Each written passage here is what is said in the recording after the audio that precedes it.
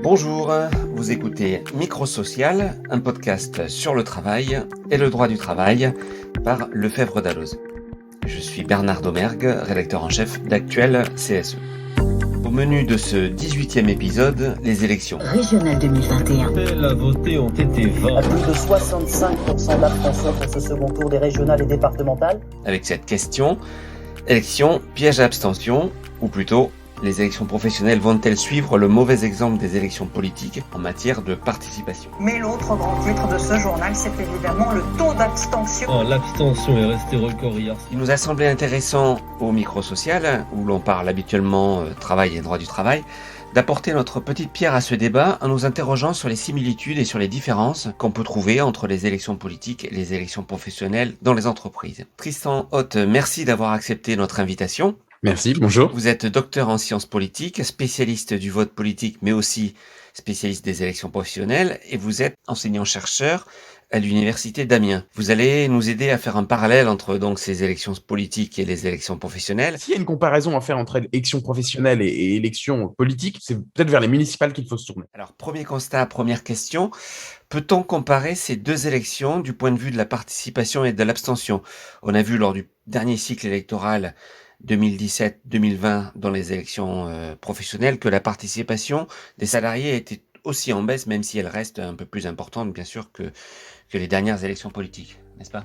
Alors, on a une érosion en fait de la participation aux élections professionnelles depuis au moins une quinzaine d'années, même si on voit que les élections professionnelles en entreprise, donc les élections désormais des CSE, mobilisent toujours, alors cette fois un peu moins de 60% des salariés, donc on reste finalement à des chiffres qui, s'ils n'atteignent pas la mobilisation qu'on enregistre lors des élections présidentielles, sont bien supérieurs à ce qu'on a observé aux dernières élections municipales, départementales, régionales. Ce qu'il faut voir, c'est que aux élections professionnelles, finalement, sur le même modèle qu'aux élections politiques, on a différents types de scrutins. Et notamment, on a le cas des élections dans les très petites entreprises, qui est un scrutin sur sigle, qui cette fois mobilise très peu les salariés. Et là, on peut faire un parallèle finalement assez assourdissant avec les élections politiques parce que on est à moins de 10%, et désormais à peine plus de 5% de participation aux élections spécifiques aux très petites entreprises. Donc, on a ces deux types de scrutins, élections en entreprise et élections TPE. Donc, il y a aussi les élections dans les chambres d'agriculture, mais qui peuvent se rapprocher un peu des élections TPE. Un autre élément de comparaison entre élections politiques et professionnelles qui peut expliquer que les dynamiques sont pas exactement les mêmes. Une élection politique, on élit finalement des représentants qui vont gouverner, qui vont gérer une collectivité locale ou une collectivité nationale. Dans les élections professionnelles, on élit des représentants qui, eux, vont aller négocier soit au niveau interprofessionnel, dans le cas des TPE, soit avec l'employeur directement au niveau du CSE. Oui, en effet, c'est assez différent. On pourrait presque dire que l'élection dans les entreprises des CSE, c'est une forme de contre-pouvoir, alors qu'un homme politique, lui, est censé diriger ou gérer. Est-ce que les salariés se comportent différemment selon qu'ils votent aux élections politiques ou pour un scrutin professionnel dans l'entreprise ? Est-ce qu'il y a un lien entre la sympathie qu'on porte pour un parti politique et la sympathie qui nous fait aller vers tel ou tel syndicat dans l'entreprise ? Moi, je suis assez vigilant sur cette question parce qu'on est sur deux dimensions un peu différentes. On va essayer d'avoir avec des collègues des données sur cet élément. Il faut voir que souvent, on vote en entreprise, entre guillemets, par défaut, c'est-à-dire on vote pour le ou les syndicats qui sont présents, mais souvent, il y en a peut-être un, voire deux, voire trois sur les 7 ou 8 qu'on connaît. Donc, il y a aussi il faut pas oublier cette dimension. Par exemple, est-ce que les salariés plus jeunes participent moins que les salariés plus âgés, comme on le voit dans les élections politiques où clairement c'est plutôt l'électorat âgé qui se mobilise ? On retrouve ça aux élections professionnelles. Donc, on retrouve un effet d'âge. Clairement, les jeunes qui sont aussi en retrait de l'adhésion syndicale sont en retrait de la participation électorale professionnelle, mais c'est à mettre en lien aussi avec une dynamique de précarité de l'emploi. C'est-à-dire que souvent, ce sont des salariés qui sont peu stabilisés dans l'emploi, qui sont encore peu intégrés dans le collectif de travail, même quand ils ne sont pas forcément précaires. Ils peuvent être recrutés sur un CDI, mais ils n'ont pas un niveau d'intégration dans le collectif de travail qui est encore très important. Et en fait, contrairement finalement au scrutin politique, cette question de l'intégration dans le collectif des travail, elle a un poids déterminant, plus déterminant encore que sur le plan politique. On sait, hein, par exemple, que sur le plan politique, les salariés en CDD votent moins, par exemple, que leurs homologues en CDI. Donc, on retrouve ça dans le champ professionnel, mais la différence est encore plus forte, en quelque sorte. D'accord, donc la précarisation de l'emploi accroît l'abstention. Surtout dans le champ professionnel, mais aussi au scrutin politique. Et il y a une autre différence qui est assez intéressante, ce sont les cadres. Les cadres, finalement, on voit que au scrutin politique, c'est un groupe social qui participe beaucoup, notamment en comparaison avec d'autres catégories sociales. Alors, c'est moins vrai aux élections locales qu'aux élections nationales, mais on retrouve une différence tout de même. Et qu'est-ce qu'on observe aux élections professionnelles? En fait, ils sont un peu en retrait la participation électorale professionnelle, notamment parce qu'on peut penser que ils se mettent à distance d'une représentation collective des salariés qui ne correspond pas peut-être à leur statut, notamment dans les entreprises où ils sont minoritaires, à un statut de salariés de confiance qui préfèrent des négociations individuelles avec l'employeur, même s'il peut être en désaccord avec lui, hein, là n'est pas la question, mais qui va privilégier des canaux peut-être individuels de protestation, de négociation. Et pourtant, la CFE-CGC a gagné en nombre de suffrages, a gagné des points dans le dernier cycle électoral. Alors, ça peut s'expliquer par une double dynamique, une capacité de la CFE-CGC à aller au-delà dans les deuxièmes collèges, au-delà des seuls cadres, et aussi par le fait que peut-être les cadres, justement, dans des entreprises, par exemple, où ils sont majoritaires, voire même dans des entreprises où ils peuvent être minoritaires, sont en train de perdre ce statut de salarié de confiance parce que les négociations individuelles avec l'employeur ne sont plus efficaces et donc vont se tourner vers une représentation collective. D'accord. Alors moi je vois un autre rapprochement sur lequel j'ai envie de vous interroger, c'est l'effet primo-sortant indéniablement à l'œuvre, on l'a vu notamment au régional mais aussi au départemental, où là c'est plutôt l'exécutif sortant des conseils qui a été très souvent reconduit, sauf exception. On peut se demander si c'est pas la même chose aux élections professionnelles, parce qu'on voit bien qu'il y a une stabilité du paysage électoral dans ces grandes lignes sur plusieurs années. Et bien sûr, il peut y avoir des équipes d'élus sortants ou de majorités syndicales qui sont désavouées dans les entreprises, mais comme le disait récemment Jean-Claude Maïs, c'est des tendances assez longues au niveau de la branche ou au niveau national. Alors, ce sont vraiment, aux élections professionnelles, on est sur vraiment cette idée de tendance lourde, parce que souvent, les électeurs vont moins voter pour des étiquettes que pour des personnes, et dès lors, les sortants bénéficient en quelque sorte d'une notoriété, des relations sociales qu'ils ont établies au cours du mandat. C'est pas nécessairement lié au bilan ou à l'adhésion à leur positionnement en termes de négociation collective, mais ça peut être lié aussi à leur capacité à gérer les activités socioculturelles du CSE désormais, ça peut être lié à finalement leur présence sur le terrain, qui va faire que, alors la comparaison est un peu forcée, mais que sur le plan politique, on peut avoir des notables locaux, et en entreprise, on peut avoir une forme de notabilisation syndicale, d'autant qu'il y a une tendance à la professionnalisation dans la représentation du personnel. Donc, on a vraiment peut-être cette notabilisation, même si, évidemment, les ressources à distribuer sont absolument pas les mêmes dans le champ politique et dans le champ syndical. Elles sont beaucoup plus fortes dans le champ politique, hein. Et ça explique aussi, finalement, la difficulté des outsiders comme l'UNSA et Solidaire à s'implanter, parce que s'implanter dans une entreprise qui dispose déjà d'une représentation collective, c'est finalement partir de plus loin que l'équipe sortante qui, si finalement elle a pu faire son travail de représentant et elle l'a fait, peut s'appuyer sur des réseaux de sociabilité, etc., qui lui garantissent entre guillemets une majorité. C'est rare de voir une équipe syndicale se créer et gagner aussitôt des élections professionnelles contre une équipe sortante. Et c'est vrai qu'on pourrait presque dire que finalement la République en marche, c'est un peu la même problématique. Finalement, ce sont des outsiders au niveau régional. S'il y a une comparaison à faire entre élections professionnelles et élections politiques, c'est peut-être avec les municipales c'est peut-être vers les municipales qu'il faut se tourner. Et du coup, on le voit qu'au municipal, les dynamiques d'évolution sont quand même beaucoup plus longues. On voit, par exemple, que la République en marche n'a pas réussi à s'implanter localement parce qu'elle dispose finalement de peu de militants, d'un ancrage local plutôt faible. Et on voit que les partis qu'on dit traditionnels, le PS, les Républicains, ont plutôt bien résisté, entre guillemets, en conservant un certain nombre de villes. On voit aussi la force des sans-étiquettes, etc. Et finalement, ça ressemble beaucoup au paysage syndical. Si on examine le corps électoral et son évolution, ce qu'on peut dire pour rapprocher les deux types de scrutins, c'est qu'il y a eu un élargissement du corps électoral au régional, avec dans certaines régions qui ont été agrandies, le Grand Est ou par exemple l'Auvergne-Rhône-Alpes. Et on peut dire qu'il y a eu un certain éloignement des citoyens avec leurs représentants. Et du coup, est-ce qu'on peut faire un rapprochement avec le périmètre qui a parfois pu être élargi également de certains CSE, où il y a eu une extension vraiment du territoire et des nombres de personnes représentées dans certains comités socio-économiques. Qu'est-ce que vous en pensez?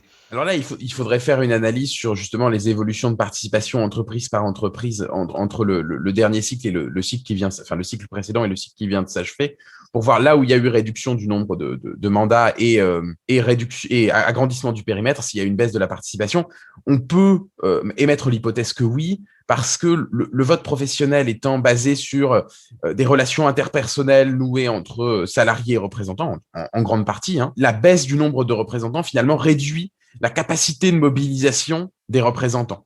Alors, est-ce que c'est compensé par la présence de militants syndicaux, ou est-ce que peut-être que dans certaines entreprises, voilà, en dehors, par exemple, des représentants non syndiqués qui peuvent siéger au CSE, il ne va pas y avoir d'agents de mobilisation électorale, ou alors peut-être une incitation de la DRH ou de l'employeur lui-même qui veut une représentation du personnel légitime. Mais voilà, donc on a cette idée que comme les représentants du personnel jouent un rôle d'agent de mobilisation électorale, moins ils sont nombreux, plus la participation sera faible.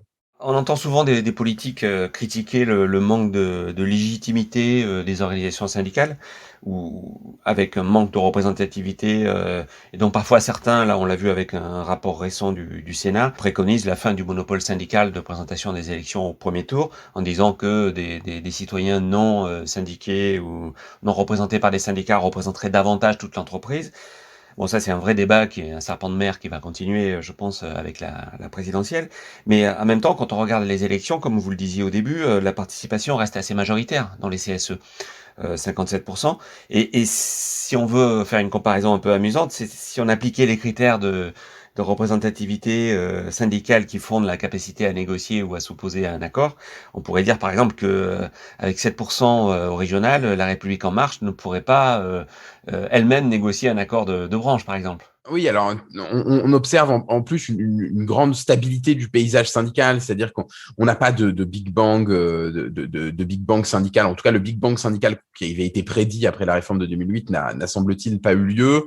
On reste avec les mêmes organisations représentatives. On voit le recul ou la poussée, mais c'est des variations de l'ordre de quelques points des organisations syndicales. Donc, il semble pas y avoir de remise en cause par les salariés d'une étiquette syndicale ou même de l'ensemble des organisations syndicales, puisqu'on voit que la participation régresse, mais on voit que finalement, elle reste à un niveau relativement honorable. Donc, ça doit interroger évidemment les organisations syndicales. On ne voit pas non plus la diminution du nombre de scrutins qui sont pourvus directement au premier tour. On ne voit pas d'augmentation du poids des candidatures non syndicales dans les élections au CSE. Donc, il faut aussi nuancer. Hein, voilà, il y a souvent un rappel qu'il y a une faible confiance des citoyens dans les syndicats. Quand on se restreint aux seuls salariés, on voit que le phénomène était un peu moins marqué. Et surtout, cette confiance, si faible soit-elle, elle est toujours supérieure à la confiance qu'accordent les citoyens aux partis politiques. Il y a peut-être moins de rejet, par contre, peut-être plus d'indifférence à l'égard des syndicats. Ça, c'est un élément à creuser.